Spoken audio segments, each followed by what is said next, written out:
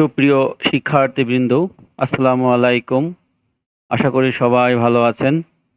আমরা আপনাদের সামনে নতুন আরেকটি ক্লাস নিয়ে হাজির হয়েছি। আ আপনারা জানেন যে আমরা এখানে বাংলা ব্যাকরণের অত্যন্ত গুরুত্বপূর্ণ একটা টপিক ধ্বনি এবং বর্ণ নিয়ে ধারাবাহিকভাবে আলোচনা করেছি।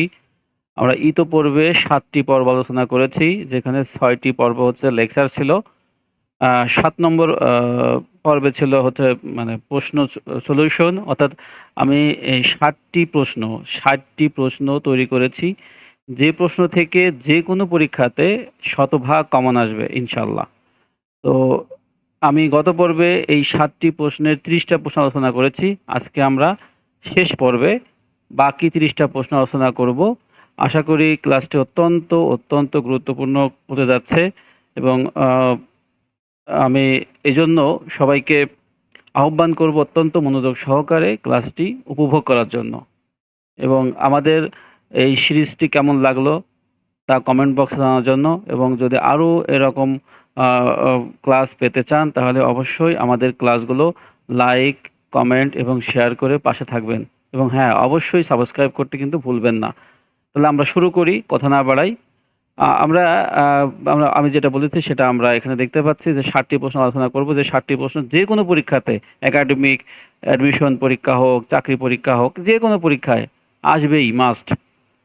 তো আমরা গত পর্বে ৩০ নম্বর আলোচনা করেছিলাম। তো আমি আহ্বান করব যারা গত পর্ব দেখেন নাই, তাহলে গত পর্বটি দেখার জন্য তাহলে ধারাবাহিকটা মানে বজায় থাকবে। গত পর্ব দেখতে পারলে তাহলে এই পর্বটা বুঝতে আরও সুবিধা হবে। তো ঠিক আছে, শুরু করা যাক। আমরা প্রথম প্রশ্ন দেখতে কি, বাংলা বর্ণমালা পূর্ণমাত্রার বর্ণ কতটি? পূর্ণমাত্রার বর্ণ হচ্ছে ৩২ টি, এটা আমরা জানি। তারপর বাংলা ভাষায় বর্গীয় বর্ণ কতটি? ২৫ টি। বর্গীয় বর্ণ সম্পর্কে আমরা বিস্তারিত আলোচনা করেছি। এটা ৫ কি ৬ নম্বর পর্বে, এক্স্যাক্টলি আমার মাথায় আসছে না। তবে এই সিরিজের যেকোনো একটা পর্বে এটা আপনারা পেয়ে যাবেন। তো আমি আহ্বান করব, এই প্রত্যেকটা প্রশ্নের ব্যাখ্যা দেওয়া আছে, আমাদের প্রত্যেকটা পর্বে আলোচনা করা আছে। খুব মানে সংক্ষিপ্ত আকারে কিন্তু বিস্তৃতভাবে সবই পেয়ে যাবেন। তো ওই ক্লাসগুলো দেখার জন্য। তাহলে আমরা পরের প্রশ্নতে যাই।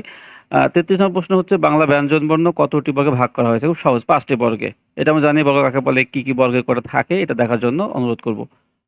তারপর লাস্ট প্রশ্নটা হচ্ছে, উচ্চারণের স্থান নাম অনুসারে ব্যঞ্জন ধ্বনিগুলোকে কত ভাগে ভাগ করা যায়? ৫ ভাগে। এটা আলোচনা করেছি। ৩৫ নম্বর হচ্ছে, বাংলা বর্ণমালা স্পর্শ বর্ণের সংখ্যা কতটি?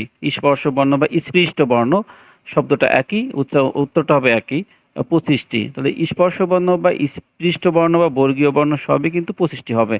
ওকে। আমরা ৩৪ নম্বরে যাই, যে ক ধ্বনির উচ্চারণের স্থান কোনটি? উচ্চারণের স্থান এটাও আমরা আলোচনা করেছি বিস্তারিত, এখন না করি। কণ্ঠ বা জিহ্বা, ক তে কণ্ঠ, ক খ গ ঘ ঙ এইগুলা। তারপর চ ধ্বনির উচ্চারণের স্থান কতটি? কোনটি? তালব্য বা তালু। তারপরে ৩৮, কোনগুলো দন্তধ্বনি বা বর্ণ? কোনগুলো দন্তধ্বনি বা বর্ণ? ত থ দ ধ দন্ত ন। দন্ত না মনে রাখলে পরে বোঝা যাবে, এটা বুঝতে সুবিধা হবে। ৩৯ হচ্ছে, উচ্চারণের স্থান অনুসারে প ফ ব ভ ম বর্ণগুলো কি নামে পরিচিত বা কি নামে ডাকা হয়? এটা হচ্ছে ওষ্ঠ বর্ণ, এটাকে ঠোঁট বর্ণ বলা, মানে ঠোঁটের সঙ্গে এটার মানে এই বর্ণগুলো উচ্চারণ করতে দুটো ঠোঁটের প্রয়োজন পড়ে। আর একটা কথা বলি, একটা বাংলাদেশে একটা শিশু, মানে যারা মাতৃভাষায় কথা বলে, বাংলা ভাষায় কথা বলে, একটা শিশু ভূমিষ্ঠে প্রথম কিন্তু এই ম বর্ণটা উচ্চারণ করে। ওকে। ৪০, কোনগুলো মূর্ধন্য ধ্বনি? মূর্ধন্য ধ্বনি মানে লাস্টে যে মূর্ধন্য আছে আগেরগুলা, ট ঠ ড ঢ মূর্ধন্য, টি হবে না, ঠ হবে আর কি, এটা ভুল হয়েছে। ৪১ নম্বর, যে বর্ণ উচ্চারণের সময় স্বরতন্ত্রী কাঁপে না তাকে কি বলে? স্বরতন্ত্রী কাঁপে না, স্বরের সঙ্গে সম্পর্ক কার? অঘোষ ধ্বনি। নিচের কোনটি অঘোষ ধ্বনি? চ ছ, এরকম আরও আছে, ঘোষ অঘোষের তালিকা দেওয়া আছে, আমি এটা টেকনিক আলোচনা করেছি, ওটা দেখার জন্য অনুরোধ করব। ৪৩ নম্বর, মহাপ্রাণ ঘোষ ধ্বনি কোনটি? এগুলো বিভিন্ন পরীক্ষাতে আসছে, আমি এগুলো মোটামুটি এখানে সিলেক্ট করেছি, এগুলো বেশি পরীক্ষাতে আসে আর কি, এই জন্য। ওকে। এবার বর্গের কোন বর্ণসমূহের ধ্বনি মহাপ্রাণ ধ্বনি? এই তো আমরা বর্গীয় বর্ণগুলো দেখার জন্য অনুরোধ করব, তাহলে এটা ক্লিয়ার বুঝতে পারবেন। নিচের কোনটি অল্প প্রাণ ধ্বনি? প। ওকে, এভাবে আমরা যাই। কোন দুটি মহাপ্রাণ ধ্বনি আমরা দেখি, মহাপ্রাণ কোনগুলো, অল্প প্রাণ কোনগুলো, এটা আলোচনা করেছি, ওটা দেখতে পারেন। ৪৭ নম্বর, বাতাস কোনো রকম বাধা ছাড়াই একই সাথে মুখ এবং নাক দিয়ে মুখ দিয়ে বের হয়ে আছে নাসিক ধ্বনি। কোনো নাক এবং মুখের সংস্পর্শে কোনো বর্ণ উচ্চারণ মানে সেটা হচ্ছে নাসিক্য। ওকে। বাংলা ব্যঞ্জন বর্ণের প্রতিটি বর্গের পঞ্চম বর্গীয় বর্ণের নাসিক্য ধ্বনি, লাস্টে যেগুলা। নাসিক্য ধ্বনি কয়টি? নাসিক্য ধ্বনি হচ্ছে 5টি। ওকে। 50 নম্বর তালনজাত মহাপ্রাণ ধ্বনি কোনটি? এগুলা। এগুলোর প্রত্যেকটা ব্যাখ্যা দেওয়া আছে। আমাদের পর্ব আকারে আলোচনা করা আছে। কোনো একটি পর্ব পেয়ে যাবেন। আপনারা এগুলো দেখতে পারেন। ওকে। 51 তালনজাত অল্পপ্রাণ ধ্বনি কোনটি? এটা আমরা দেখেছি। ড 1টি। তালনজাত ব্যঞ্জন ধ্বনি 2টি। এটা এগুলো দেওয়া আছে। পার্শ্বিক হবে। সরি, বানানটা ভুল হয়েছে। ভুল আসলে ভুল তো মানুষেরই হয়। ওকে।